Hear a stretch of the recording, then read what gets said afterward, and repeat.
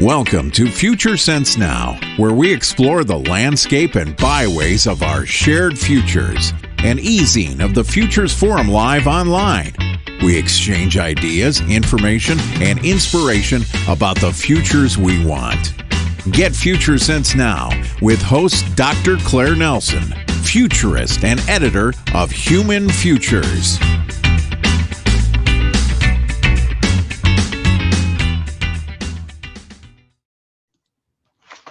Greetings and welcome to Future Sense Now, an online e-magazine of the Futures Forum.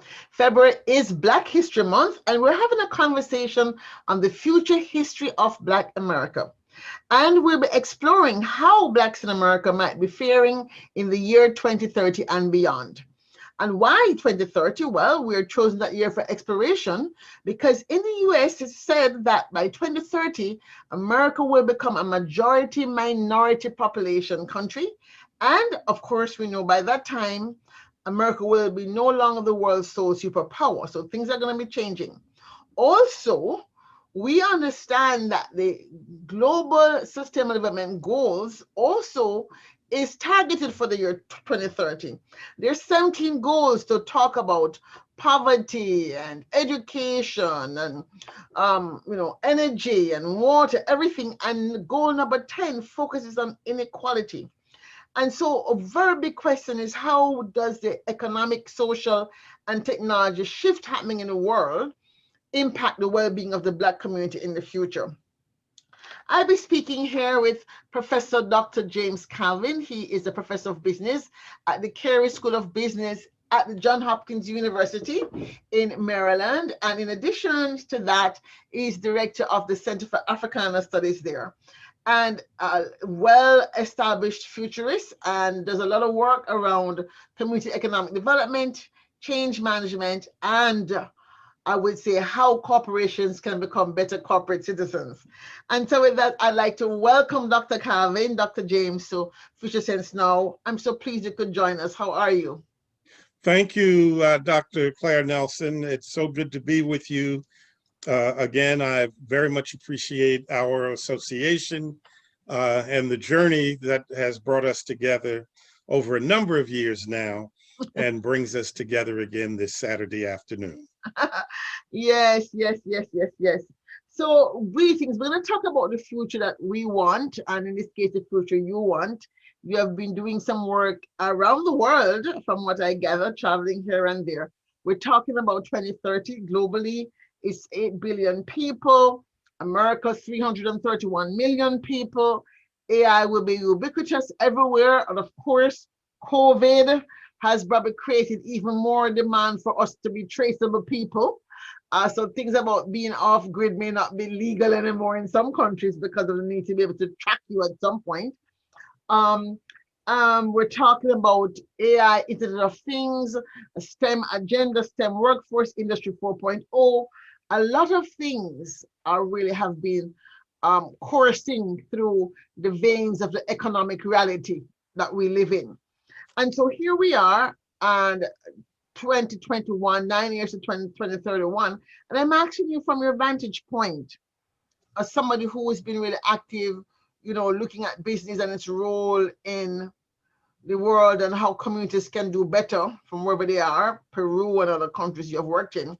When you think of 2030 and inequality, and you think of where we are now after the last 4 years of backward movement to a large extent, well, it looks like to me it's 4 years of backward movement, then what are some things you think the Black community should be making in order to move the needle of disparity in the direction of more inclusion and prosperity?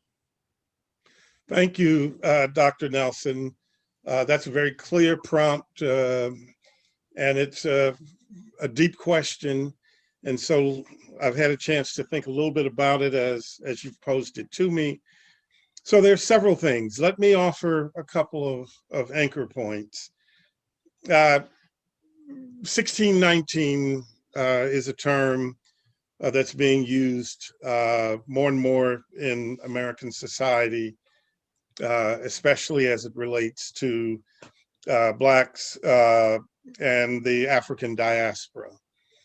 You know, Isabel Wilkerson's book, for those who've had a chance to review it and read it, has become one of the centerpieces in these times, as has the book by Dr. Ibram Kendi, How to Be an Anti-Racist. In November of 2019, at Johns Hopkins, the Center for Africana Studies hosted a book conversation and reading with Ibram Kendi. And there have also been both organized conversations across the spectrum with African American and African diaspora business leaders from around the world, both in terms of what does it mean to be an anti-racist going forward from the year 2020, 2021, which is where we are now. And again, Isabel Wilkerson's cast, which I think comes at a time for public conversation. So let me say several things related to that. If we can move, we can't move time backwards, and as futurists, we know that. However, we do know too that as time goes on, you know, there are mileposts and critical time frames. So I'm going to start moving from rapidly 1619. We move into the 1840s, the 1850s. Some of my historian colleagues, whether it's social history, economic history, you know, talk about, you know, what type of society do we have here in America? And it's also important to remember there are these global resets, and you referenced earlier the Sustainable Development Goals to 2030. Those goals, as we know, through the UN apparatus, followed the Millennium Development Goals that were from the year 2000 to 2015, the new millennium. But let me back up again to a global reset, and the global reset of World War II, post World War II, 1946, when the structures that dominate so much of development in the world, economic development in particular, what that means in terms of nation states and regions, you know, competitive advantage, competitive disadvantage. As we have moved forward, not only in Black America, but Black diaspora, Black world, you know, the time since 1946 coming into the 1950s and 60s, significant time of change in America. We can think about a number of important figures in that time, during that time, the Reverend Dr. Martin Luther King Jr., certainly Malcolm X, a number of others. But if we sort of think about things moving forward, the notion of change as it impacts Black communities is a constant, it's a continuum. So moving from 2021, 9 years forward, I think that dynamic is still with us because we are, as you said, in beginning our conversation, we are now countering several realities. COVID-19, which knows no borders, has proven to be a great equalizer in the sense that the kinds of disparities, you know, that have been talked about the last 4 years in particular, but what COVID-19 has enabled is for everyone who's willing to take a look willing to listen, maybe even wanting to engage, be they a person of Black and African descent or otherwise, to recognize the realities. And so your mention in terms of moving the needle, we can look back at economic history in the United States and begin to see that progress that we like to think has happened. Yes, there are more people of African descent graduating, from college and university. But just to focus on the role that business and society has focused on, the relationship in terms of decision making, inclusion in terms of not only making the decisions, but contributing to business enterprise, those are still far, far less and far, far fewer than one would expect, at least I would expect as a futurist, in terms of equity and who is included and who is excluded. And that is a challenge for the current economic system, because here in the US, the focus on the economy often has a lot, from my viewpoint, a lot less to do with true economic development. It's more about buy and sell, right? If you do not control the means to production, you still need basic things. If we talk about it from a Maslowian viewpoint, that we must have the fundamentals, food, clothing, and shelter, before we can look to other needs. And so being in a society that is driven by consumers, it varies depending on which economic tones one looks at, but it's between 70 and 80% of the economy has to do with what I just said, consuming. And that variable in terms of entrepreneurship, business, and economic development, if that remains, then going from 2021 to 2030, I don't see an awful lot of change. However, I am encouraged by some of the statements recently that have been made. The Business Roundtable, a very influential group in my career, both as an academic and a practitioner. I actually worked with two CEOs some years ago who had key roles in that group. That group, the Business Roundtable, has a parallel organization, OECD, on the European continent. And so those two groups work together. Yes, there's a third group globally, ASEAN, that looks at that aspect of the world. So two things I want to say briefly is there's going to need to be, going forward, more interaction with those three spheres as AI or the Internet of Things, the world in which we are now living, and artificial intelligence becomes the criteria by which economic output, economic participation occurs. Let me just say this. I remember when I had the opportunity to meet the great management thinker, Peter Drucker. I was very fortunate. I met him in San Diego at the International Conference for the Academy of Management.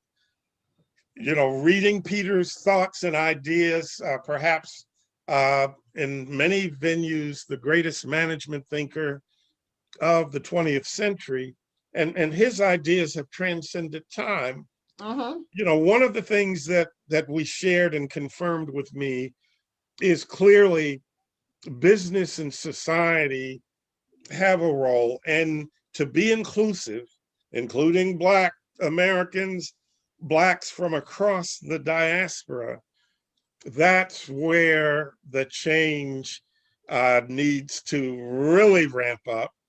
And so if business leaders, government leaders, community leaders, those global institutions like the UN and Sustainable Development Goals and other bodies, World Trade Organization, if in fact this restart, this charge into the future where equity, a diminution of racist behaviors, Yes. Exclusionary policies, Yes. if in fact that becomes the new dynamic, then there is an opportunity, not so much in terms of catching up, but actually being a part of a transformation that I would envision carrying us from 2021 to 2030.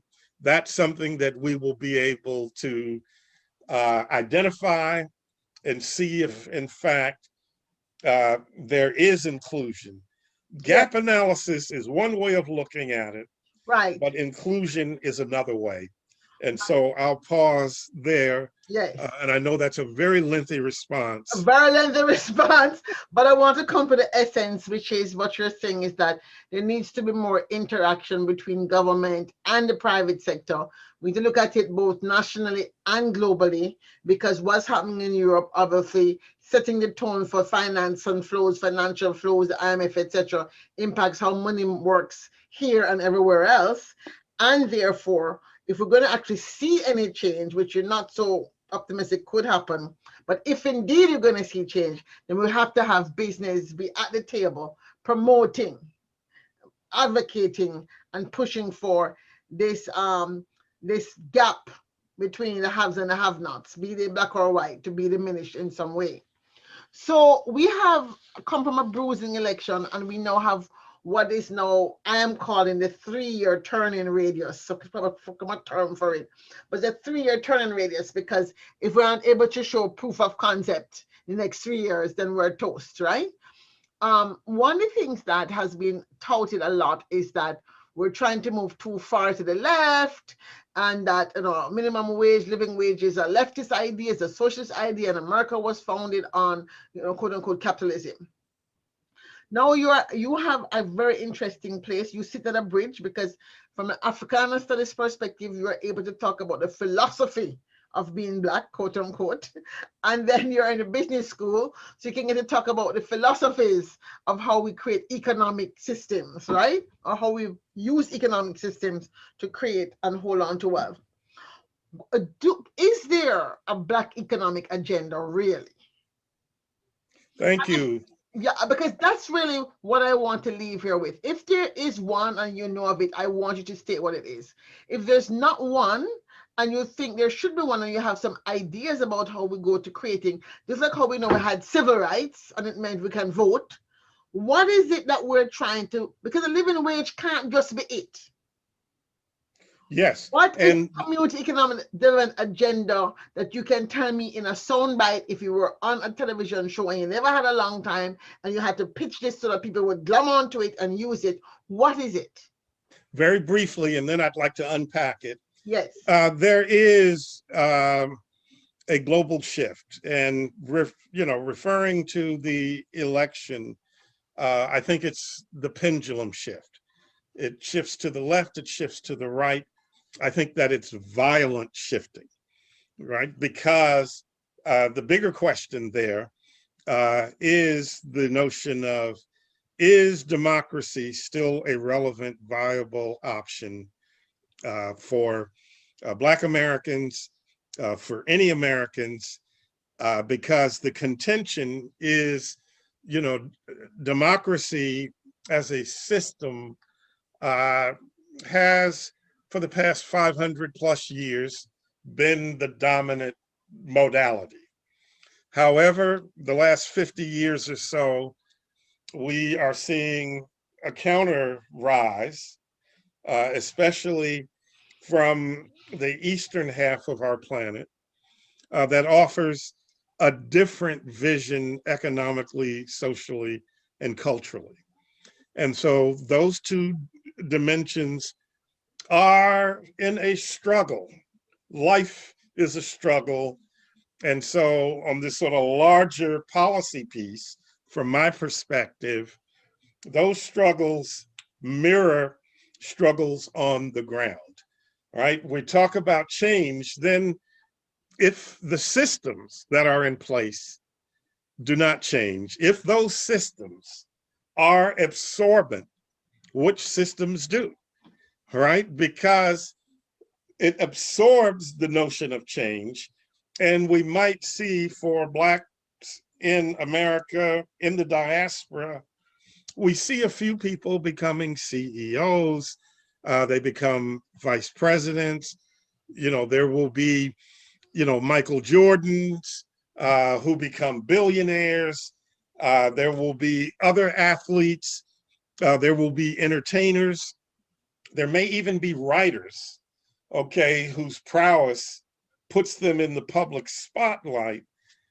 However, when we look at the baseline economic data, that's where the reality of our present times really shows us that, yes, this global shift, this global quest, if we look at a company like McDonald's, right, one of the true global brands from America, Yeah. among others, this $15 wage, right? The current administration, which is in the White House, I would say they have 2 years to make anything happen. And I'm serious Okay, about that. okay. So basically what you're saying then, you said all that to say this, that one of the basic economic agenda items for Black America has to be a living wage agenda. A living wage agenda is one piece. The Okay. second piece is real economic participation so that Black businesses can be capitalized. If we look at some of the work from the 1970s, a name that I'm going to throw out, Black economist Dr. Dunbar McLaurin, very, very important, because the advocacy at that time was that if we can create zones where there can be Black economic development, then that helps also establish other things towards more inclusion. If we go back in US history, and because it's Black History Month, as you reminded us this February, Yes. all right, we can look at Tulsa and we can look at Black Wall Street and we can see the violence committed on Tulsa, which was not the only center for Black economic development, right? But it was a critical lesson for all of us who are living in 2021, right? That it is possible.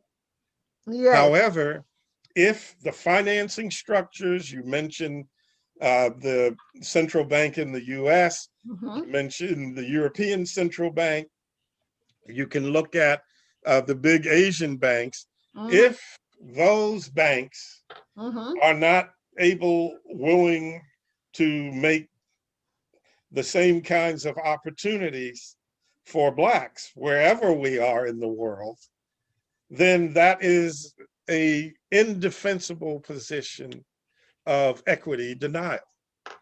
Right. The African Development Bank can't do it by itself, right? There are going to be constraints in a global financial system, and especially in a global financial system that itself is having to struggle with democracy on one end and the rise of a different worldview from the eastern half of the world?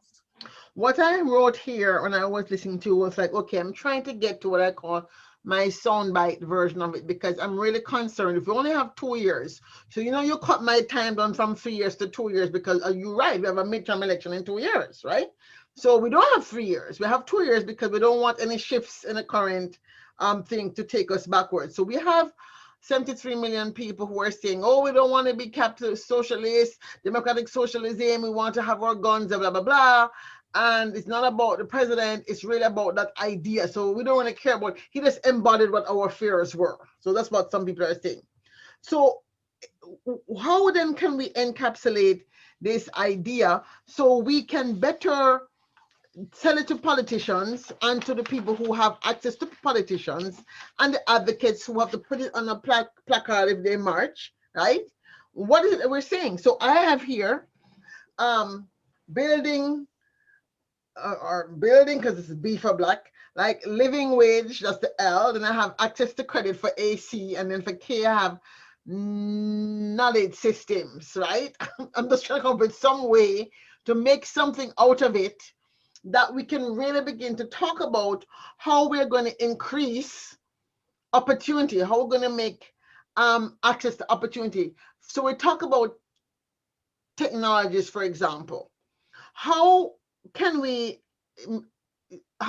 ensure that we have policies that ensure that the technologies that are in play, digital technologies, for example, don't create more division or in unequal access, like people have to be home from your home because they can't go to school.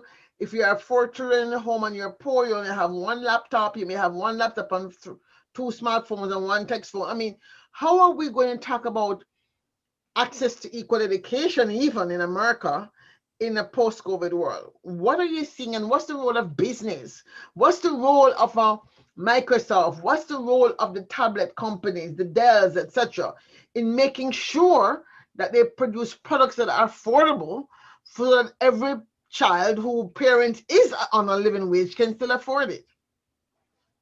Okay, thank you. A couple of things, and I'm just going to sort of lay these out one after the other. Okay, I want to start with the $15 minimum wage again. What that simply means is that's the struggle for the overwhelming majority of people of African descent in America and in other parts of the world, right? If we look at South America, Caribbean, whatever those equivalents are in those economies, right? It's a sustenance in order to be below the poverty line, right? Because if we think of sustainable development goals, millennium development goals, it's the ending of poverty, which is either 1 or 2, right? And has been and will be going forward. Yes. And so this $15 an hour or its equivalent, wherever it may be in the world, is a stab at that, right? Second, technology. Technology is a platform, it is a bridge, right? It is the supply chain, right? In terms of all of our lives, organizations like Microsoft, like Salesforce, like Twitter, Google, that has become the economic baseline. Again, they're not accepted all over the world. There's tremendous pushback to many of those organizations, especially from the eastern half of the world, because there are alternatives. Yes. Right? There are alternatives. Here's what I will say too. It's not just access to credit, all right? Because credit, the capital, I should say. It's access to capital. Yeah. Right? And if we can begin to create the capital, right? And anybody who wants to, just because we're Blacks and people of African descent, you have capital, you want to invest, we can become partners. So this is not exclusionary. However, we need to get beyond this thing of being qualified in a way in which it's not fair, it's not sustainable, it's not just. The big global banking system, when M-Pesa came along, it shook the banking system and still does to its core, because those banks in Black-owned communities here, Caribbean, Africa, other parts of the world, don't have to, wait on the big city banks, the JP Morgan Chases, Standard Charter Bank, whoever the banking, HSBC, whoever it might be. So it has a chance of equalizing that. Education is huge in the sense that COVID-19, again, has shown how the quality of education, access to education matters. And even if the schools were open in inner city, Cleveland, Chicago, Detroit, Baltimore, Los Angeles, Seattle, wherever it may be, we are going to recognize, which we've already recognized, that these inequities are there. However, we need to then make investments to move beyond that. And in the next 2 years, let's see where that goes. I'm looking at right now the executive order on advancing racial equity and support for underserved communities through the federal government, issued on January 20, 2021. Now, it's an executive order. It's an executive order to counter an executive order from the previous administration that said the opposite. And so, again, in 2 years' time, this is going to be where the dialogue is. This is going to be where the action is.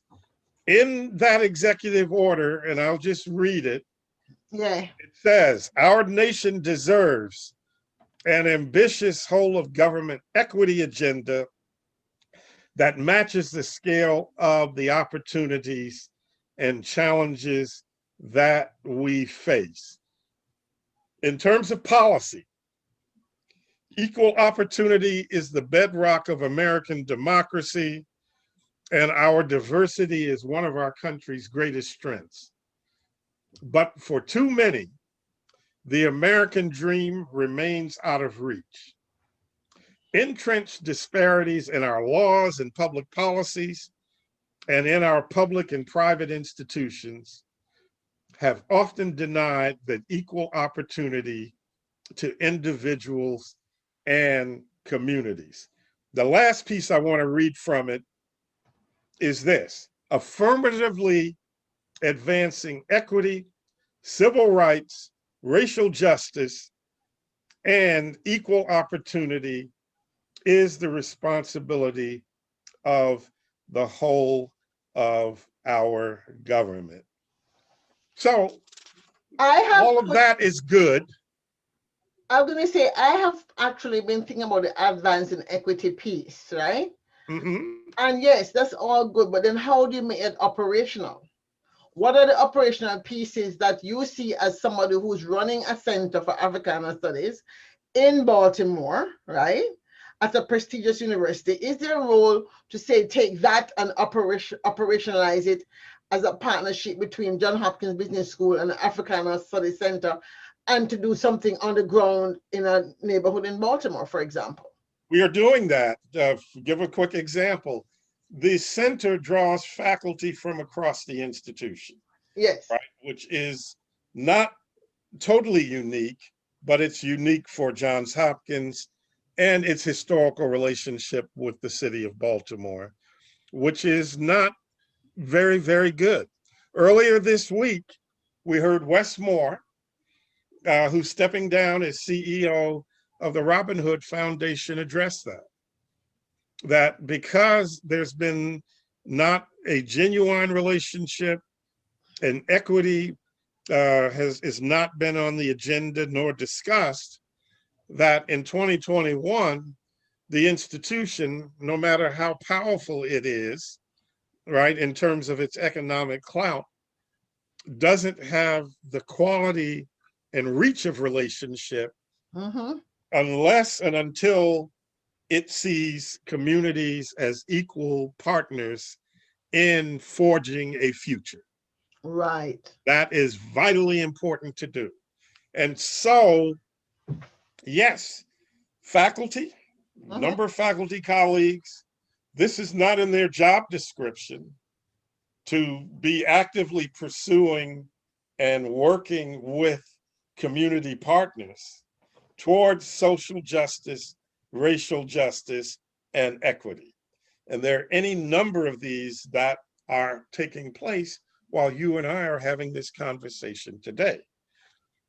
The question then is, does the university, my university, or any university, see it as central to its mission? And that's a challenge for universities like mine and others, especially universities that are made possible because of the wages not paid to our ancestors, the wealth that created the Harvards, the Browns, the Johns Hopkins, the Georgetowns, and others. Yes, that's a very telling thing. We're running out of time. I think I only have one question, and a good place to probably pause and to just ask you one last question. Are you optimistic, given what you're now trying to do through Johns Hopkins, through the Center for Center for Africana Studies and the Business School? Are you optimistic that based on the things you have under the table in design and the things you think you'll be able to do in partnership with the city government, for example, that you'll be able to create a community economic development agenda or model that can actually be seen as one possibly replicable, scalable variation that can be rapidly deployed across other cities where they have these kind of schools and these kind of communities, such as West Baltimore, for example? Or East Baltimore. East or West? Baltimore. Yeah, both. Exactly. Well, yes. Yeah, Baltimore is a special case. Yes. My answer is yes. I'm cautiously optimistic because underway currently, we have a pot of money provided by Black entrepreneurs where we have engaged the Baltimore Black Chamber of Commerce and other organizations in terms of making investments into businesses and to entrepreneurs in Baltimore. So we're seeking to grow that. Now, that's being mindful that Goldman Sachs, 10,000 small businesses, Bloomberg, JP Morgan Chase, there are pretty powerful organizations yes, that are seeking to grow and expand. What makes ours different is it's not driven by criteria that may, in many cases, not be met. Gotcha. Right? So it doesn't have a lot of red tape.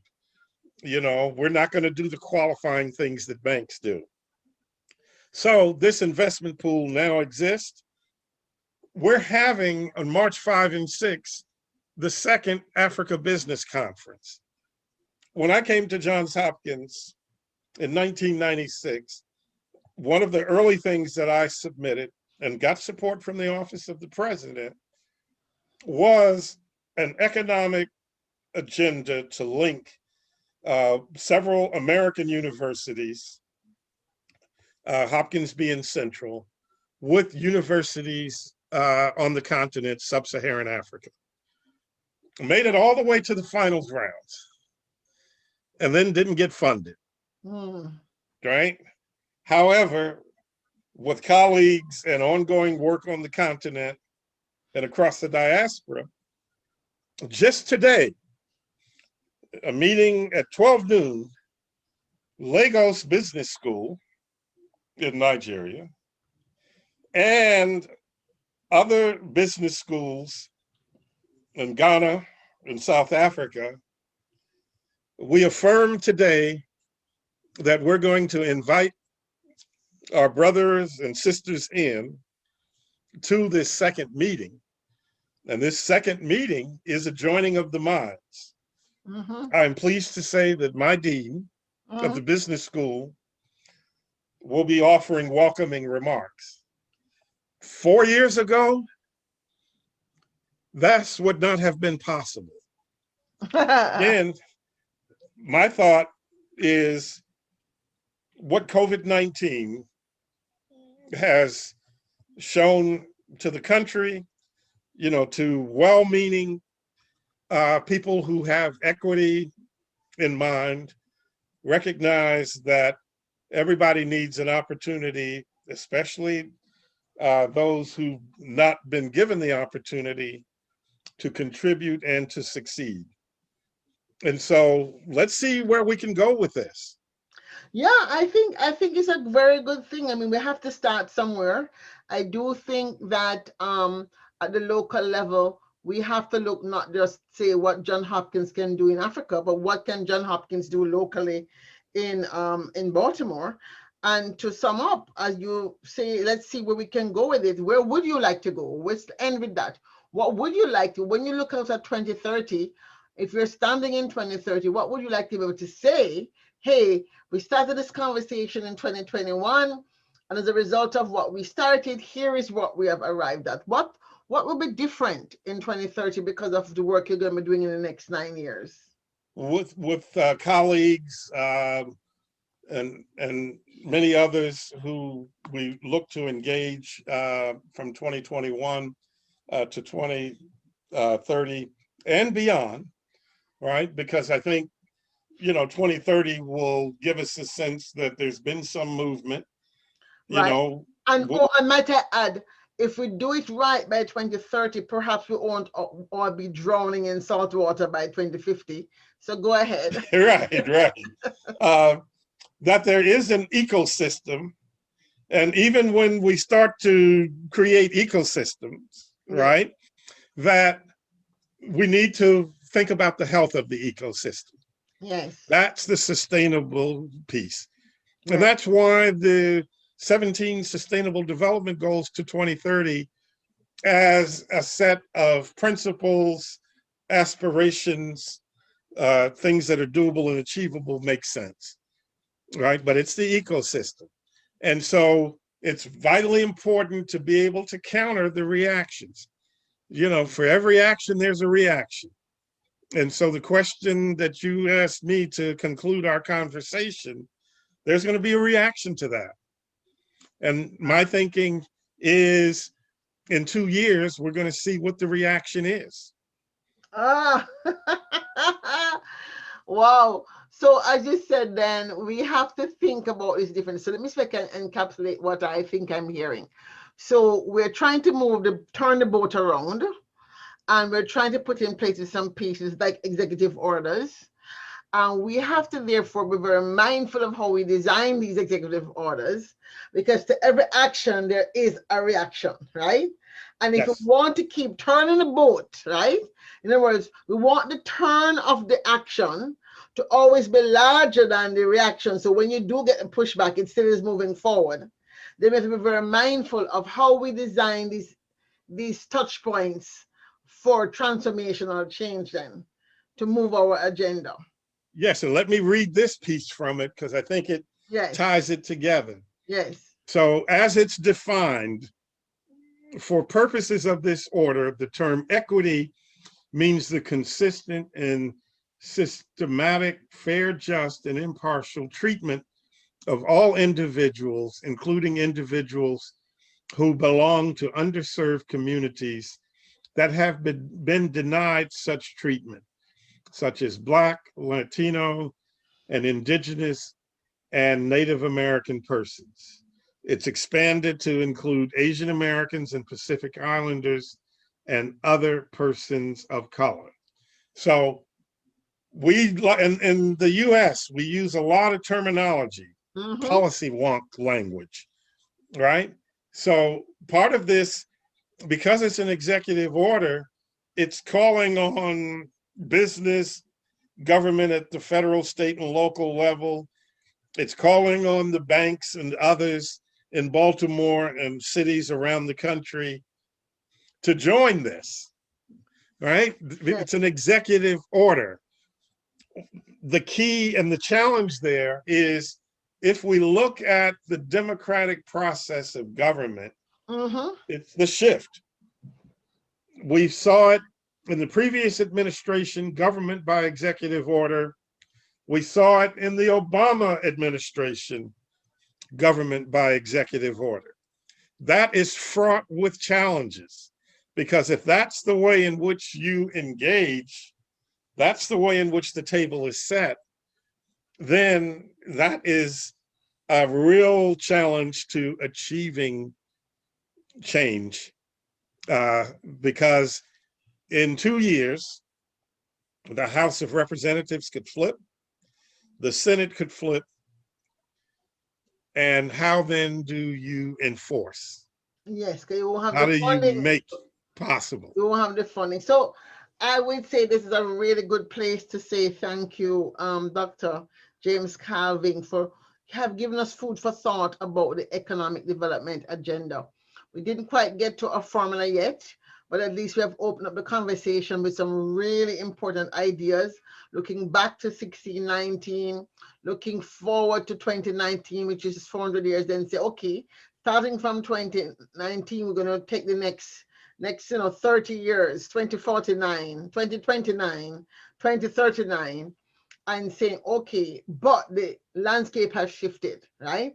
We're talking about government by executive order for the last 2 presidencies, and therefore our turning radius is not 3 years, it's 2 years, and therefore we who are trying to come up with things that we can really hit the ground running have an even shorter time frame to get something out there, get some new partnerships. And so we really have to be more assertive in, number one, finding media who can help us amplify this conversation, one, and number two, finding allies in corporate America who really want to do what is right, not just for quote unquote peace and safety and justice, but also what's right for the global planetary economy, and ensure we have thriving in the future. So I want to thank you for that. Thank you, thank you, thank you. I hope I didn't take up too much of your time. I did go over time, but thank you for this conversation. And just want to say, as we say, to close out, we on the Futures Forum explore salient ideas for sustainable futures. And we remember that the future is embedded in the landscape of today. So I'm telling you and myself and all of us who might be listening to this in the future, let's go out and seize the day. Remember that we co-create the future we want. Until next time, my brother, safe journeys. And as we say in Jamaica, walk good. Well, thank you. Very much appreciated. And I thank you for inviting me to be in dialogue and to add some things. We'll continue walking together. Thank you.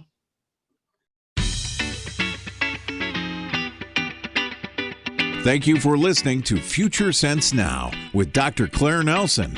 Future Sense Now is produced by the Futures Forum in Washington, D.C. For more information, visit www.thefuturesforum.org. Remember, our futures are embedded in the landscape of our present stories. Seize the day, share this story, and share the future.